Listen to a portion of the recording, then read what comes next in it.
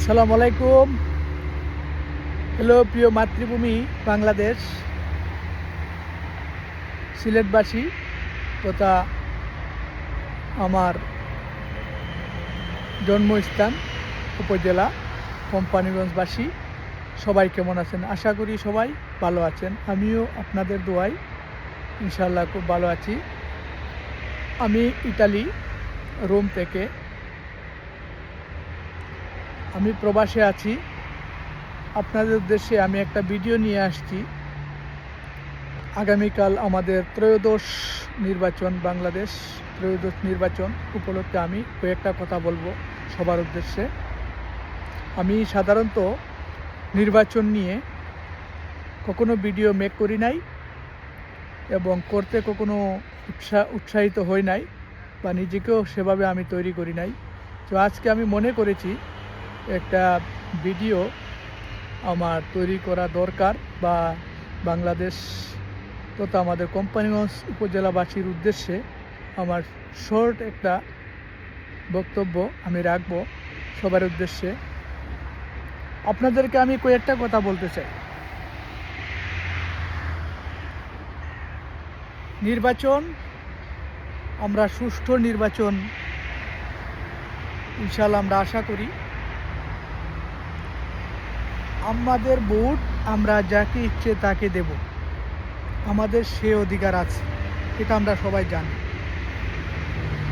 So আমরা এমন কাজ করব না, বিগত বছরগুলোতে যে কাজগুলো আমরা করে আসছি হয়তো বুঝে না বুঝে অনেকে ভুলভাল ভোট দিয়ে আসছি। তো এই 2026 ত্রয়োদশ নির্বাচনে আমরা খুব নিখুঁতভাবে আমাদের চিন্তা করতে হবে আমাদের ভোটটা কাকে দিলে আমাদের দেশের জনগণ, আমাদের ভাই বোন, আমাদের দেশের মানুষের প্রায় বন্ধুবান্ধব, আমরা আমাদের দেশের জনগণের উপকার হবে। সেই মূল্যবান ভোটটা আমরা এমনিতেই নষ্ট করতে চাই না। আমরা খুব যাকে দিলে আমাদের দেশের উন্নতি হবে আমরা সেই বিবেচনা করে আমাদের এই মূল্যবান ভোটটা আমরা তাকেই দেব ইনশাআল্লাহ। আর আরও কয়েকটা কথা বলতে চাই আমি। আমরা নির্বাচনের দিন আগামীকালকে কোনো ধরনের অশান্তিকর পরিবেশ, কোনো ধরনের ঝগড়াঝাটি এবং কোনো ধরনের উচ্ছৃঙ্খল পরিবেশ আমরা যাতে দেখতে না পাই, ইনশাআল্লাহ আমরা সে আশাবাদ ব্যক্ত করতে পারি। এবং আমি আমার কোম্পানিগঞ্জবাসী যে যারা দায়িত্বরত আছেন, বিভিন্ন এজেন্ট প্লাস এই রেপ, পুলিশ এবং এই সেনাবাহিনী, আপনাদের উদ্দেশ্যে আমি বলতেছি আপনারা খেয়াল রাখবেন কোনো ধরনের ইনশাআল্লাহ কোনো ধরনের যাতে কোনো ধরনের ঝগড়া বিভেদ না হয় এবং খুব সুন্দরভাবে যাতে নির্বাচনটা আমরা শেষ করতে পারি, সেই দিকে আপনারা খেয়াল রাখবেন। কারণ আমরা এরকম একটা নির্বাচনের মাধ্যমে আমরা যাকে বিজয়ী করব সে আমরা আশা করি আমাদের সামনের যে 5 বছর ও আমাদের দেশটাকে এই যে একটা ভরাডুবির মধ্যে আমরা আছি সেখান থেকে উঁচু পর্যায়ে এবং আমাদের ভালো অবস্থানে নিয়ে যাবে ইনশাআল্লাহ, আমরা সে আশা ব্যক্ত করতে পারি। আর দিন শেষে আমি আরও কয়েকটা কথা বলবো এখানে। আমরা দিন শেষে আমাদের যে নির্বাচন করে আমরা কিন্তু ঠিকই আমাদের আগের মতো আমরা যেভাবে ছিলাম, যেরকম ছিলাম বন্ধুবান্ধব, ভাই বোন এবং মুরব্বী এবং এই সবাইকে নিয়ে আমরা যেভাবে ভালোভাবে বসবাস করেছি এবং কাঁধে কাঁধ মিলে চলেছি, আমরা সেই রকমভাবেই আমরা আগামীতে ইনশাআল্লাহ আমরা থাকবো। কোনো ধরনের আমরা এই নির্বাচন নিয়ে কারোর সাথে আমরা কোনো ধরনের এই দল ভালো না, এই দল ভালো না, এরকম কোনো ধরনের আমরা উস্কানিমূলক কথাবার্তা যাতে আমরা না বলি, ঠিক আছে? আমাদের এটা মনে রাখতে হবে। কারণ আমরা নির্বাচন আসবে যাবে, কিন্তু আমরা এলাকায় আমরা পাশাপাশি আমরা সবার সাথে মিলেমিশে চলতে হবে। আমাদের একজন আরেকজন সাথে দেখা হবে, মানে নির্বাচনের কারণে আমাদের মধ্যে কোনো ধরনের যাতে কোনো মন কষাকষি না থাকে, এই দিকটা আমাদের খেয়াল রাখতে হবে। আর পরিশেষে আমি একটা কথাই বলতে চাই, জামায়াত জামায়াতকে আপনারা ভোট দিতে পারেন, অথবা এই দানের শীষকে ভোট দিতে পারেন। এটা আপনাদের একান্ত ব্যক্তিগত মতামত, কিন্তু আপনারা ভালোভাবে জিনিসটাকে মূল্যায়ন করবেন, কাকে ভোটটা দিলে আমাদের দেশের জনগণের উন্নতি করতে পারবে, আমাদের দেশকে উন্নতি করতে পারবে। আপনার একটা ভোট মহামূল্যবান, আপনার এই ভোটটা হেলায় ফেলে দিবেন না। আপনার ভোটটা কোটি টাকাও কিনতে পাওয়া যাবে। এটা আপনাকে মনে রেখে নির্বাচন কেন্দ্রে গিয়ে আপনার ভোটটা আপনার যোগ্যবান এবং আপনার প্রিয় ব্যক্তিকে আপনি দিতে হবে। এটা আপনার নৈতিক দায়িত্ব। আমি বলবো না দানের শীষ খারাপ, আমি বলবো না জামায়াত খারাপ। আমি নির্বাচন কম বুঝি, আমি নির্বাচন নিয়ে কোনো আলোচনায় তেমন আসি নাই। আমার পরিবার আমি নির্বাচনী পরিবারেরই একজন ব্যক্তি, বাট আমি নির্বাচন নিয়ে কখনো তেমন আলোচনা করি না। আমি প্রবাসে চলে আসছি, এই আসার পর থেকেই আমি নির্বাচনে নিয়ে কোনো ধরনের কোনো বক্তব্য রাখি নাই। সো আমি বলবো পরিশেষে আপনারা এই দানের শীষকে ভোট দিতে পারেন। তারপর আপনাদের একান্ত বক্তব্য, এটা আপনাদের একান্ত ব্যক্তিগত ব্যাপার। আপনাদের মহামূল্যবান ভোট আপনারা যোগ্য প্রক্রিয়া দিবেন, এটা আমি আশা করতে পারি।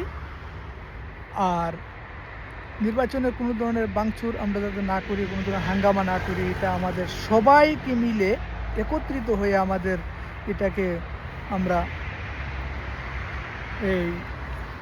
একটা সুষ্ঠু সুন্দর পরিবেশ হিসেবে আমরা রাখবো ইনশাআল্লাহ।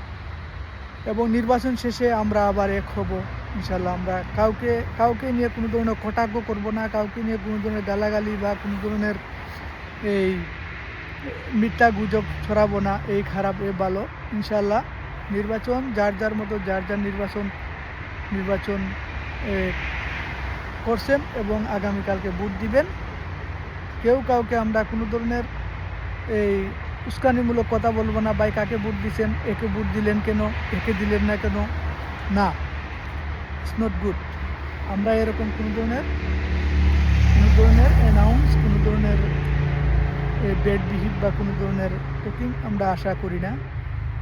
ইনশাআল্লাহ আগামীকালকে যেই পাস হোক, দোয়া করি আমাদের আগামী ভবিষ্যৎ প্রজন্ম, আমাদের ছেলে মেয়ে, আপনাদের ছেলে মেয়ে প্লাস আমাদের দেশবাসীর উন্নতি করবে ইনশাআল্লাহ। এ আশা ব্যক্ত করে আমি আমার বক্তব্য এখানেই শেষ করছি। পরিশেষে আরেকটা কথা বলতে চাই আপনার উদ্দেশ্যে, এই নির্বাচন আমাদের জন্য একটা ইতিহাস, কারণ এখানে একটা দলকে ছাড়াই আমরা নির্বাচনে করতেছি। সো আপনারা ভোটটা আপনারা যাকে দিবেন খুব ভেবে চিনতে, আমি আবারও বলতেছি, খুব ভেবে চিনতে আপনার ভোটটা আপনারা দিবেন। আর আমি জনগণের উদ্দেশ্যে, কোম্পানিবাসীর উদ্দেশ্যে একটা কথা বলতে চাই। দেখেন, মানুষ আমাদের কোম্পানিগঞ্জের যে ব্যবসা প্রতিষ্ঠান এবং আমাদের কোম্পানিগঞ্জের যে আয়ের একটা বিশাল উৎস, এটা কিন্তু আসে আমাদের পাথর কোয়ারি দিয়ে, আমাদের বুলাগঞ্জ পাথর কোয়ারি, শারপিন পাথর কোয়ারি। আমি আশা করি যেই দেশে যেই দলই আগামীকালকে নির্বাচনে আসুক না কেন, আমাদের যে খেটে খাওয়া মানুষ, সাধারণ জনগণ, ওদের জন্যে বিশেষ উপকার হবে। যেই সরকারে আসুক, আমার অনুরোধ আপনারা কোয়ারিটা সবার জন্য খুলে দেবেন, যাতে খেটে খাওয়া মানুষগুলো ভালোভাবে থাকতে পারে, দুমুঠো ভাত খেয়ে রাতে গিয়ে বিছানায় খুব আরামসে ঘুমাইতে পারে। কারণ এটা একটা আমাদের কোম্পানিগঞ্জের এটা একটা বিশেষ একটা আয়ের উৎস। এটা আমরা যারা কর্মজীবী মানুষ আছে তাদের জন্য, যারা ব্যবসায়ী আছে তাদের জন্য, তারাও কর্মজীবী মানুষকে এক ধরনের এই উপকারের জন্যে, তাদের কাজের মাধ্যমে তাদেরকে এক ধরনের উপকার হিসেবেই আমরা ধরে নিতে পারি। সো আমি যেই দলে আসুক না কেন, আমি আশা করি এই আমাদের পাথর কোয়ারিটা যেন আমাদের এলাকার মানুষের জন্য খুলে দেওয়া হয়, তাহলে এলাকার মানুষের উন্নতি হবে। কারণ এখন দেখেন, আমরা ইচ্ছা করলে আমাদের কোম্পানি হাউসবাসী ইচ্ছা করলেই আমরা দেখেন এই পরিবারকে সুখ দিতে গিয়ে দেখা যাচ্ছে এই আগে হঠাৎ করে আমাদের বালুগুড়া যেমন আমরা বেশি কেনাকাটা করতে পারতাম, বেশি বাজার করে ঘরে নিয়ে যেতে পারতাম, ঠিক আছে। হয়তো হাতে গোনা কয়েকজন পরিবার এগুলো পারে, সব পরিবারে এখন আগের মতো পারে না। কিন্তু দেখেন, পাথর কোয়ারিটা খোলা যখন ছিল তখন মানুষ ঠিকই দিন শেষে কোয়ারি কাজ শেষে ওদের ঘরে যাওয়ার সময় ভালো একটা বাজার সাজার বাচ্চাদের জন্য, ছেলে মেয়েদের জন্য, পরিবারের জন্য নিয়ে যেত এবং মনটা অনেক আনন্দ থাকতো। যে এখন আমাদের কোয়ারি বন্ধ হয়ে যাওয়ার কারণে এই মানুষের মধ্যে এক ধরনের অশান্তি সৃষ্টি হয়েছে এবং মানুষ অনেক কিছুতে ভুগতেছে। অনেক অভাবের কারণে অনেকে বিভিন্ন ধরনের অসুখে ভুগে, অনেক দুশ্চিন্তার কারণে কেউ স্ট্রোকও করতেছে, কেউ হঠাৎ মারাও যাচ্ছে এবং বিভিন্ন ধরনের অনেকে ব্যাংক থেকে, বিভিন্ন জায়গা থেকে হাওলাত টাকা পয়সা এবং বিভিন্ন ব্যাংক থেকে লোন নিয়েছে। এইসব একটা টেনশন মানুষের মধ্যে আছে। তো অনেকে দেখা যাচ্ছে কোয়ারি যখন খোলা ছিল তখন কোয়ারি খুলছে ব্যাংক থেকে লোন নিয়ে এবং মানুষের কাছ থেকে হাওলার টাকা নিয়ে, খোলা মাত্র কোয়ারি ওপেন করতে পারে নাই, কোয়ারি সরকারে বন্ধ করে দিচ্ছে। এই ধরনের প্রচুর মানুষ আমাদের এলাকায় আছে, আমি জানি, আমি চিনি এবং অনেকে মারাও গেছে। যারা মারা গেছে তাদের জন্য আমার দোয়া রইল, আল্লাহ যাতে তাদেরকে জান্নাত নাজিল করে। আর যারা আছে এখনও টেনশনে ভুগতেছে বিভিন্নভাবে, তাদেরকে যাতে আল্লাহ পাক এই কোয়ারিটা খুলে দেওয়ার মাধ্যমে তাদের ব্যবসায় যাতে আবার পুনরায় ফিরিয়ে যেতে পারে, সে আশা ব্যক্ত করে আমি শেষ করব আমার বক্তব্য। আমার কথা, আগামীকালকে আপনারা সুষ্ঠুভাবে নির্বাচন কেন্দ্রে যাবেন এবং সঠিক মানুষকে নির্বাচন করে আপনাদের মহামূল্যবান ভোটটা আপনারা তাকেই দিবেন।